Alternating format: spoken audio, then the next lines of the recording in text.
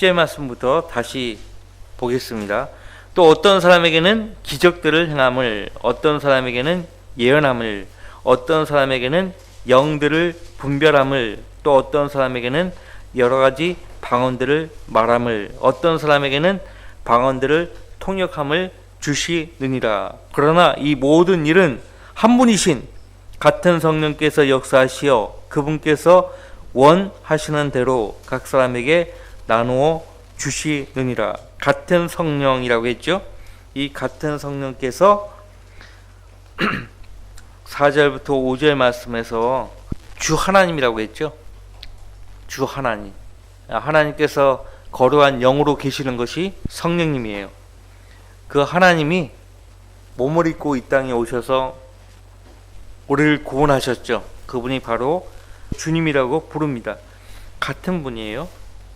이 같은 성령께서 역사하셔서 원하시는 대로 그리스도 안에 있는 각 성도들에게 은사들을 나누어 주신다라고 말합니다. 그러니까 8절 말씀부터 10절까지의 은사들, 특히 병 고치는 은사들, 기적들을 행하는 은사들, 여러 가지 방언들을 말하고 통역하는 은사들은 사실상 사도들 시대 때 하나님께서 교회에 허락하셨고, 당시 교회에는 유대인들도 상당수 많이 포함되어 있었어요. 이렇게 이제 사도행전 10장까지 보면 유대인 중심의 복음이 전파되었었죠. 그러니까 유대인의 경륜이었습니다. 그러나 10장부터는 이방인들이 복음을 통해서 주님께 돌아오는 것이에요. 그 전에 8장에도 이방인, 또 10장에도 이방인, 이탈리아 백부장 코넬로, 그 가족, 일가 친척, 지인들 모두가 다 복음을 통해서 주님을 믿게 되죠. 그 전에는 유대인들 중심의 교회가 구성되었습니다. 또 유대교로 개종한 사람들이 그 교회를 구성했었죠. 이런 기적들을 행하는 은사, 이것은 사실 믿지 않는 유대인들을 위한 표적으로 주어진 은사였습니다. 지금은 어떤 은사도 표적으로 주어지는 은사가 없습니다. 교회 안에 있는 은사들은 표적으로 주어지는 은사가 없어요. 표적으로 주어졌던 은사들은 사도시대 때 있었죠. 그것을 구분할 수 있어야 합니다. 여러 가지 방언들을 말하면, 자, 바울 사도도 보시면 많은 방언을 했다라고 그렇게 말하죠. 그러니까 여러 가지 언어들을 구사했었어요. 로마 각 지역에서 사람들에게 그들의 말로 복음을 전했었죠. 자, 여러 가지 방언들을 말함을 영적으로 적용하면 외국어를 많이 구사할 수 있는 그런 능력을 지닌 성도들에게 하나님이 허락하시는 은사죠. 지금도 외국어로 말을 하고 또 통역하는 그런 분들이 있잖아요. 그러니까 영적으로 오늘날 교회에 적용하면 외국어로 말하고 또 그 외국어를 통역하는 그런 능력을 지닌 성도들이라고 말할 수가 있고요. 이제 11절, 같은 성령께서 역사하셔서 성령께서 원하시는 대로, 뜻하시는 대로 성도들에게 그 은사들을 나눠 주신다라고 말씀하십니다. 자, 12절, 몸은 하나인데 많은 지체가 있고 한 몸에 지체는 많아도 모두 한 몸인 것처럼 그리스도께서도 그러하시니라. 자, 여기서 이 그리스도의 몸을 가리킵니다. 그리스도의 몸. 자, 예수님은 승천하시고 하나님의 보좌 오른편에 앉아 계시는데 그분의 몸이 하늘에 있는 거 아니냐라고 묻는 분이 있을 수 있는데요. 자, 영적인 몸이에요. 영적인 몸. 이 지상에서는 그리스도의 몸이 영적으로 존재하는데 그 몸은 하나입니다. 예수 그리스도께서 하나이시듯. 근데 그 몸을 구성하는 많은 지체가 있어요. 그리고 그 몸에 지체가 많아도 모두 한 몸이라고 말씀하십니다. 예수 그리스도께서도 그러하시다. 예, 우리 몸이 하나인데 이 몸을 구성하는 지체가 많은 것처럼 예수 그리스도도 그러하시다 이거예요. 예수 그리스도의 몸을 이루는 지체들이 많다는 거죠. 그리고 13절 유대인이나 이방인이나 종이나 자유인이나 한 성령에 의하여 우리 모두가 한 몸 안으로 침례를 받았으며 또 모두가 한 성령 안으로 마시게 되었느니라. 유대인이나 이방인이나 종이나 자유인이나 종이나 자유인. 자유인은 종과 반대죠. 그러니까 주인이에요. 그러니까 당시 종을 부릴 수 있는 사람들은 로마 시민권자밖에 없어요. 당시 로마 시민권자들을 자유인이라고 불렀어요. 왜 그런가? 로마 시민권자들은 이동과 이주의 자유가 있었어요. 그 시민권자이기 때문에 어디에 가서나 집을 구하고 또 살 수 있고 사업을 할 수도 있어요. 종을 부릴 수 있어요. 그래서 자유인이다라고 불렸던 것입니다. 종이든 자유인이든 이방이든 유대인이든 한 성령에 의하여 예수 그리스도 그 한 몸 안으로 다 침례를 받았기 때문에 구분이 없어요. 그리스도 안에 들어오면 구분이 없어요. 높낮이도 없어요. 아십니까? 다 하나님 앞에서 예수 그리스도의 보혈로 구원받은 하나님의 자녀들이죠. 침례를 받았다는 것은 잠겨버렸다는 것이에요. 예수 그리스도 그 한 분 그리스도의 몸 안으로 구원받았으면은 잠겨버리는 거예요. 성령으로 거듭날 때 예수 그리스도 그 몸 안으로 잠겨버리기 때문에 그 몸으로부터 나올 수가 없어요. 여러분은 예수 그리스도의 유기체예요. 그 몸을 구성하는 지체예요. 그러니까 주님 보실 때도 소중하죠. 우리도 서로 소중하게 여겨야 되겠죠? 자, 예수 그리스도의 몸을 구성하는 지체가 되었습니다. 어떻게? 언제? 성령으로 우리가 거듭날 때, 하나님의 자녀로 다시 태어날 때 그리스도의 몸을 구성하는 지체가 된 거예요. 나는 죄인으로 살았고 예수님이 누군지도 몰랐고, 그러나 누군가가 전해준 복음을 통해서 예수님이 죄인인 나를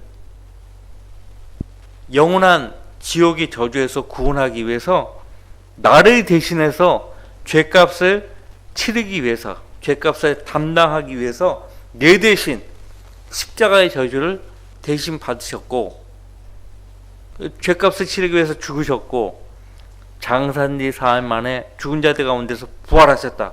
이 사실을 마음으로 믿고 예수님을 내 구주로 영접해 드리면 예수님이 내 안에 들어오시잖아요. 어떻게 들어와요? 한 분이신 예수님이 어떻게 내 안에 들어와요?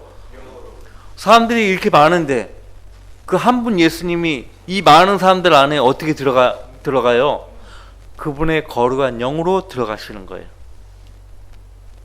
얼마나 과학적입니까? 한 분 예수님이 믿는 성도 안에 계시려면 방법은 500개 없는 거예요. 그분의 거룩한 영으로 들어가실 수가 있어요. 자, 몸은 만질 수도 없고 볼 수도 없어요. 영은 만질 수도 없고 볼 수 없지만 느낄 수는 있어요. 감지할 수 있어요. 그러니까 내 안에 예수님이 계시잖아요. 내가 그 예수님과 영적으로 교제하잖아요. 그러면 그걸 통해서 내가 그리스도 안에 있는 하나님의 자녀구나, 그걸 알 수가 있어요. 그리고 그 내 안에 계신 성령께서 내가 하나님의 자녀인 것을 증거하십니다. 로마서 8장에서 그렇게 말씀하고 있잖아요. 그러니까 구원 받았습니까? 예수님을 영접했습니까? 그러면 바로 이어서 구원 받았습니다. 언제 하나님의 자녀가 되었습니까? 간증할 수 있어야 돼요. 답을 할 수 있어야 돼요. 성령이 친히 우리의 영과 함께 우리가 하나님의 자녀임을 증거하시거니와, 로마서 8장 16절 말씀이에요. 성령이 친히 우리의 영과 함께 우리가 하나님의 자녀임을 증거하시거니와. 예수님의 영접했으면 하나님의 자녀가 된 것이란 말이에요. 그래서 여러분이 그 거듭날 때 성령님의 능력으로 예수 그리스도의 몸 안으로 침례를 받은 거예요. 침례를 받은 거예요. 또 모두가 한 성령 안으로 마시게 되었느니라. 여러분이 나는 모르겠는데 한 성령으로 마시게 되었다고 성경 말씀하고 있는데 난 모르겠는데 성경에서 그렇게 기록하면 그게 된 거예요. 나는 몰랐던 거죠. 성령으로 마시게 되었다 이게. 자, 예수님이 사마리아 성읍에 들어가셨죠. 사마리아 여인을 주님께 인도하실 때 야곱의 우물, 그 우물에서 예수님이 그 여인에게, 물을 길고 있는 여인에게 내게 물을 달라고 했죠. 물을 달라고. 게다가 예수님이 나를 믿는 자는 그 속에서 생명수가 흐른다고 했어요. 그 말을 듣고 사마리아 여인이 더 이상 내가 이 우물가에 올 필요가 없다고, 나로 영원히 갈급하지 않게 해달라고 하잖아요. 갈급하지 않게 해달라고 하잖아요. 우리 육신은 물이 늘 공급되어져야 하죠. 그러나 예수님을 믿고 구주로 영접한 성도들은 주님을 영접했기 때문에 더 이상 갈급할 필요가 없어요. 갈급하지가 않아요. 단 그 관계가 계속 지속되어야 해요. 조건이 있어요. 한번 예수님 영접했다고 나는 그러면 더 이상 갈급하지 않는가? 아닙니다. 우리 속사람도, 거듭난 속사람도 계속 영적인 음료를 공급받아야 돼요. 공급받아야 돼요. 근데 우리가 처음 예수님 영접했을 때, 그리고 그분 안으로 잠겼을 때, 성령 침례 받았을 때 한 성령 안으로 마시게 된 거예요. 처음으로. 나는 몰랐지만 성경의 기록을 통해서 알게 된 거죠. 그러면 그것으로 끝나는 것이냐? 아니요. 계속 속사람은, 우리 육신이 물을 마셔줘야 하듯이 우리 속사람도 계속 그 영적 음료를 계속 마셔야 돼. 여러분 지금 앉아서 말씀 듣고 있잖아요. 이 말씀을 듣는데, 이 말씀은요, 성경에서 빵으로 비유되고, 또 우유로 비유되고, 물로 비유되고, 사과, 고기, 야채, 채소 다 비유가 돼요. 자, 빵, 물, 고기, 야채, 채소, 꿀, 이런 거 전부 우리 인체에 필요한 영양소 아닙니까? 그렇잖아요. 우리 속사람도 말씀을 통해서 다 공급. 여러분 말씀 들으면 그 모든 영양소를 다 여러분이 공급받는 거예요 지금. 물도 마시고 뭐 다 공급받고 계시는 거예요. 자, 한 성령 안으로 마시게 되느니라. 언제? 거듭날 때 마시게 되었어요.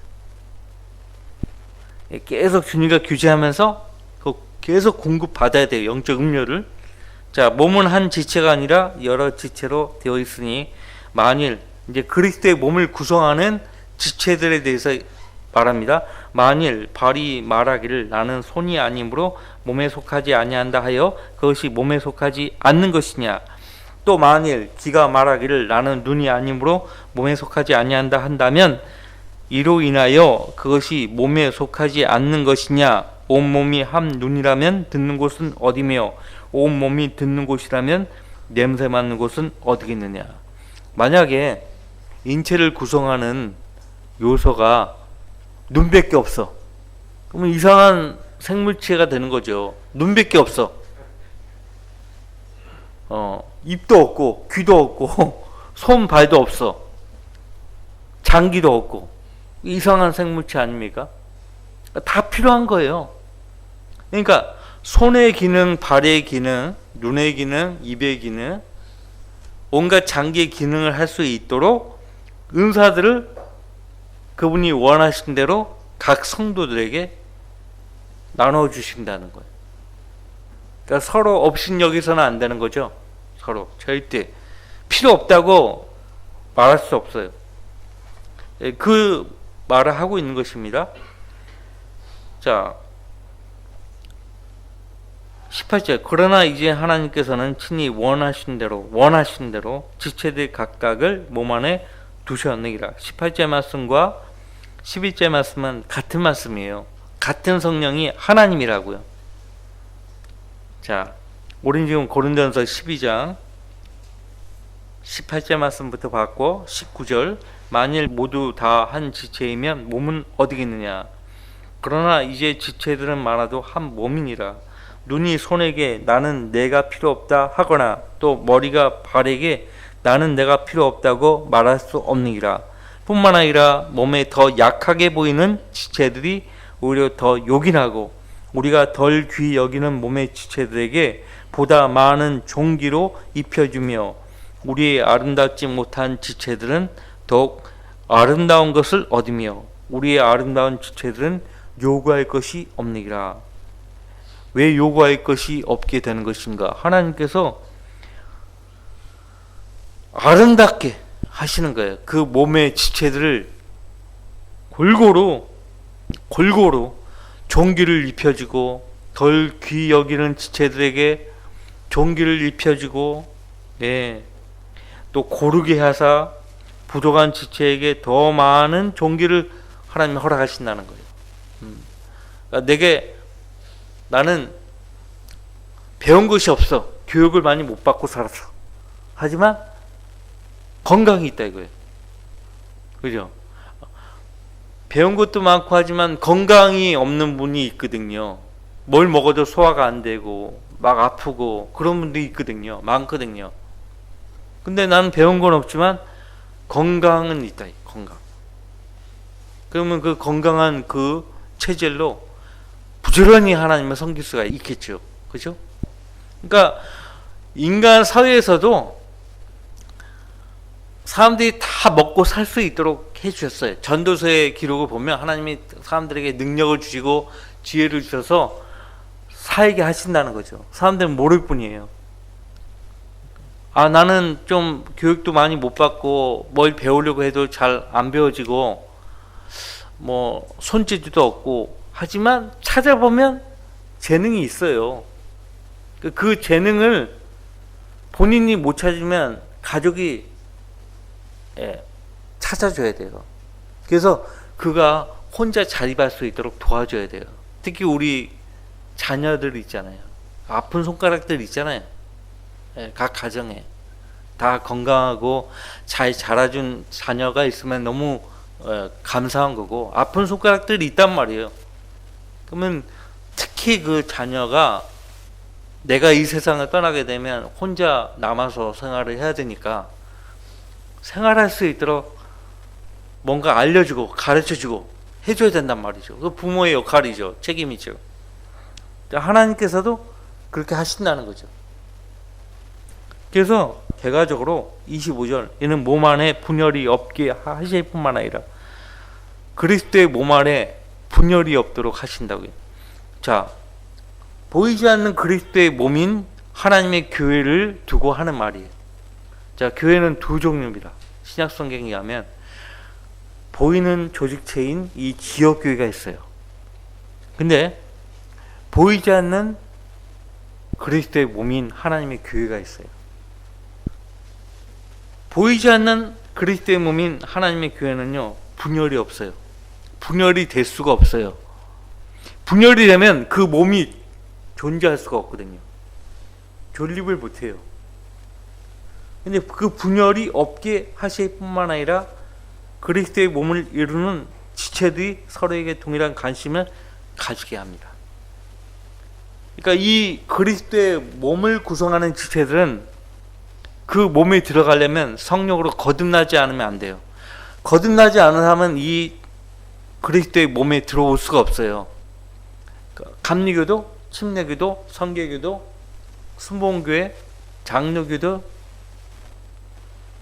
뭐 이렇게 교단이 다르지만 성령으로 거듭난 그리스도인이 있을 거 아닙니까?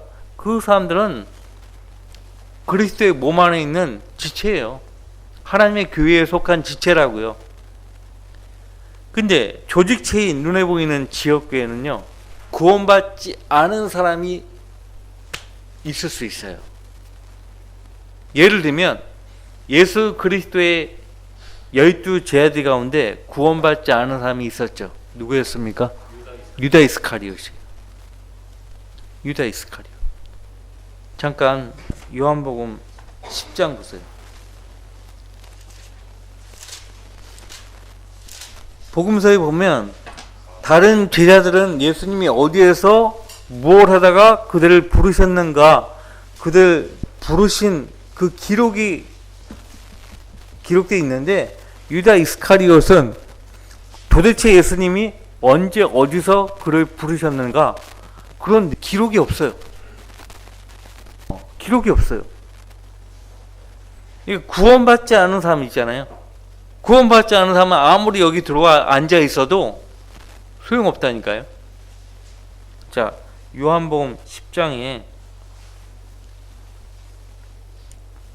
이 10장을 읽고 이제 그 6장을 볼 건데, 11절, 나는 선한 목자라. 선한 목자는 양들을 위하여 자기 생명을 내어놓으나 삭구는 목자가 아니요 양들도 자기 양들이 아니므로 이리가 오는 것을 보면 양들을 버려두고 도망치느니라.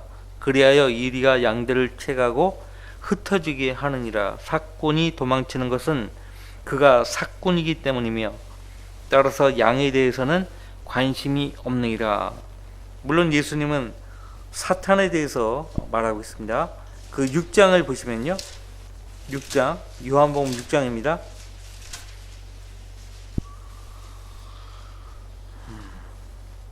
70절을 보세요. 6장 70절. 예수께서 그들에게 대답하시기를 내가 너희 12를 택하지 아니하였느냐?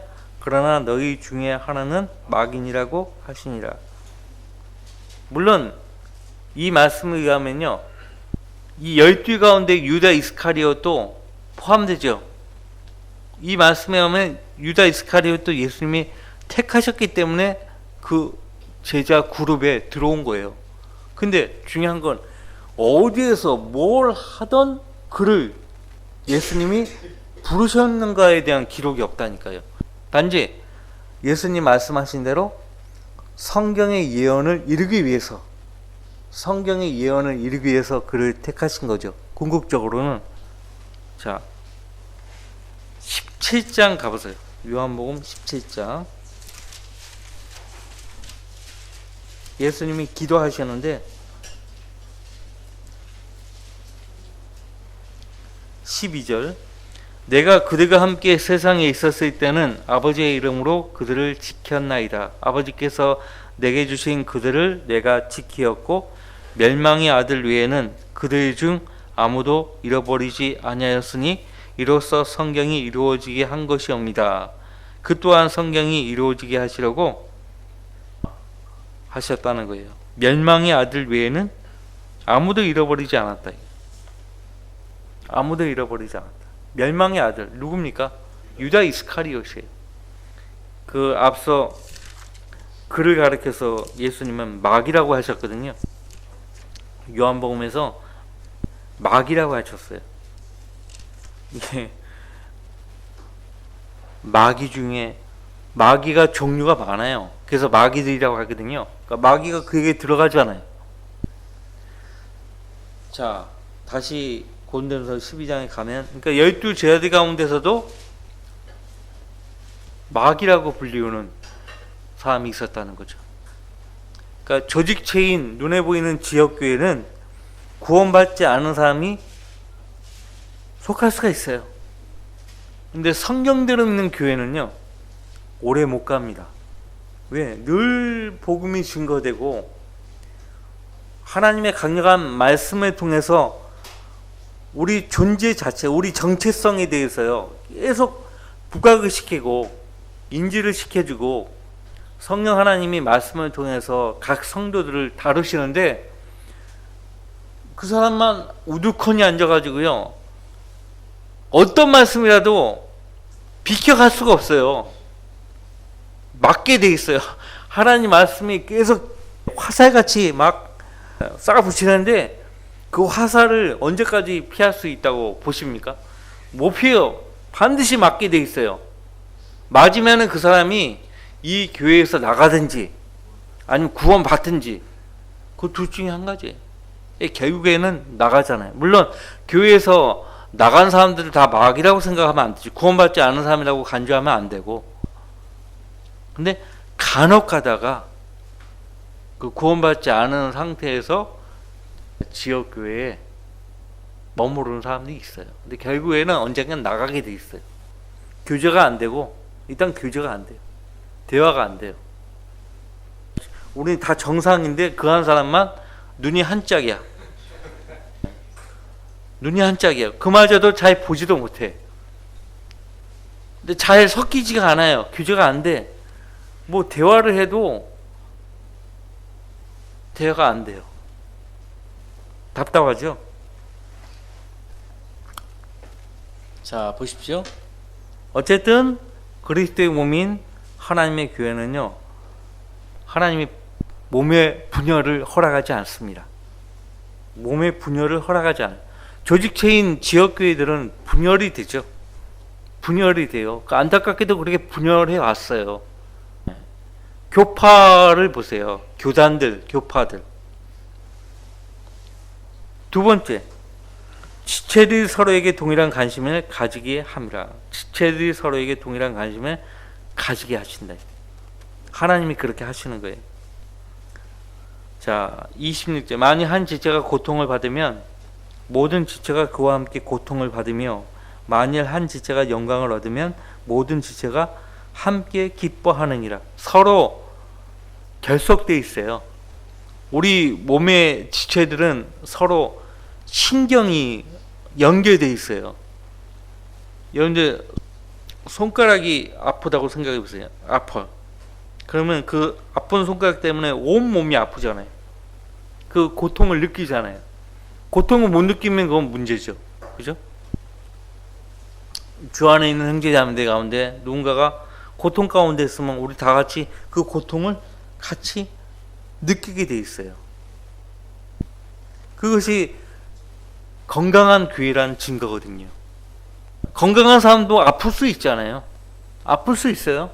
그 고통을 겪게 됩니다. 지역교회가 늘 평탄할 수가 없어요. 그 평탄한 교회의 모습을 마귀가 절대 원하지 않습니다. 정말 다양한 모양으로 마귀가 그 교회의 평안을 깨려고 해요.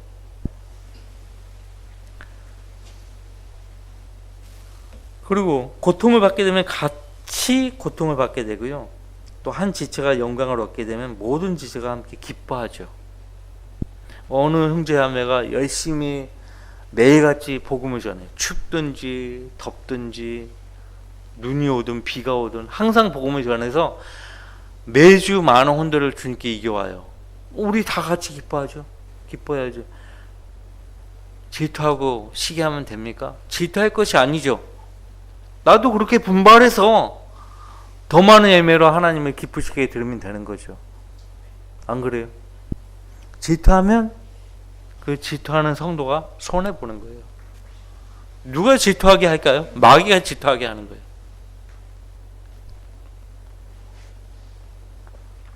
자,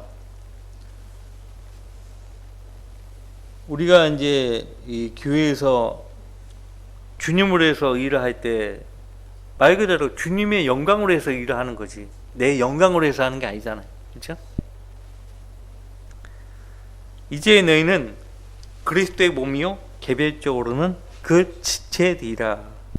계속 바울사도가 우리 성도들은 개별적으로 그리스도의 몸을 이루는 지체들, 유기체라고 계속 우리 주의를 환기시키고 있어요. 28절. 하나님께서 교회 안에 몇 주에 세우셨으니 첫째는 사도들이요, 둘째는 선자들이요, 셋째는 교사들이요, 그 다음은 기적들이요, 그 다음은 병 고치는 은사들이며 돕는 것과 다스리는 것과 여러 가지 방언들이라. 자, 중요도에 따라 서열을 지금 먼저 언급한 거거든요. 제일 교회 안에 세우신 일꾼은 사도들이에요. 지금은 사도들이 없죠. 그 다음에 선자들이에요. 선자들. 이 선자들은 예언을 했죠. 예, 예언을 했어요. 지금은 완성된 신약 성경을 근거로 해서 앞으로 일어날 일들을 우리가 미리 보고 예언을 합니다. 셋째는 교사들이요. 그 다음은 기적들이요. 자, 중요도에서요, 제일 먼저 방언들을 언급한 것이 아니에요. 지금 중요도로 따지면은 방언은 최하위예요. 중요도로 따지면 최하위예요. 무슨 말인지 아시겠죠? 그 다음은 기적들이요, 그 다음은 병 고치는 은사들이며 돕는 것과 다스리는 것과 여러 가지 방언들이라. 다 사도들이겠냐? 다 선자들이겠냐? 다 교사들이겠냐? 다 기적들을 행하는 자들이겠냐? 다 병 고치는 은사들을 가졌겠느냐? 다 방언들을 말하겠냐? 다 통역하겠냐? 여기에 대해서 답변해 보세요. 다 아니란 얘기예요. 사도행전 2장만 펼쳐보면 거기 오순절날 그 모였던 120명이라고 하죠? 그 마가의 다락방에 그 120명 모두에게 성령께서 역사하셔서 방언을 하게 하신 것이 아니에요. 방언을 말하는 사람들은 사도들이에요. 사도들. 자, 다 방언들을 말하겠냐? 아니라는 것이죠. 다 통역하겠냐? 아니라는 것이에요. 오히려 너희는 최상의 은사들을 열망하라. 그러면 지금까지 이야기했던 은사들은 최상의 은사들이 아니란 얘기예요. 이제 내가 너희에게 더 좋은 길을 보여주리라. 이런 것들은 더 좋은 것이 아니라는 것이에요. 기적들을 행하고 병을 고치고 방언들을 말하고 통역하고 이런 것들은 최상의 은사들이 아니라는 거예요. 그럼 최상의 은사들이 뭐냐? 더 좋은 것이 뭐냐? 13장에 가서 바울 사도가 밝히는데 그것은 사랑으로 세워주는 것이다. 사랑으로 세워주는 은사들은 최상의 은사들이다. 그걸 설명하고 있어요. 이 정리가 됩니까? 사랑으로 세워주는 은사들, 이것은 최상의 은사들이고 바울 사도가 보여주고자 하는 더 좋은 길이에요. 자, 하나님이 세우신 교회라면 더 좋은 길을 향해서 나아가야 한다는 거죠. 오늘날 은사주의 교회, 순복음교회, 대체적으로 순복음교회 보세요. 방언할 줄 모르면은 구원받지 않은 것이에요. 그나마 요즘에는 쏙 들어갔어요. 우리 같은 성경들 읽는 사람들이 계속 바른 성경으로 방언에 대해서 올바르게 지적해 주니까 지금은 뭐 대놓고 이야기를 못해요. 솔직히 말해서 순복음교회 다니는 사람들 가운데 방언 못하는 사람들이 많거든요. 방언 못하는 사람들 많아요. 그러면 그 사람들은 다 구원받지 않은 것이에요. 자, 다 방언들을 말하겠냐? 아니라는 거예요. 아니라는 거예요. 답이 나오잖아요. 성경을 펼쳐서 읽어보면 답이 나와요. 문맥적으로 보면 최상의 은사들이 아니라는 거예요. 왜 이왕 은사들을 열망할 바에 최상의 은사들을 열망하지 왜 최하위 은사들을 열망하려고 하냐 이거예요. 다시 말하면 오늘날 순복음 은사주의 교회 비성경적인 거예요. 육신적인 거예요. 육신적인 거.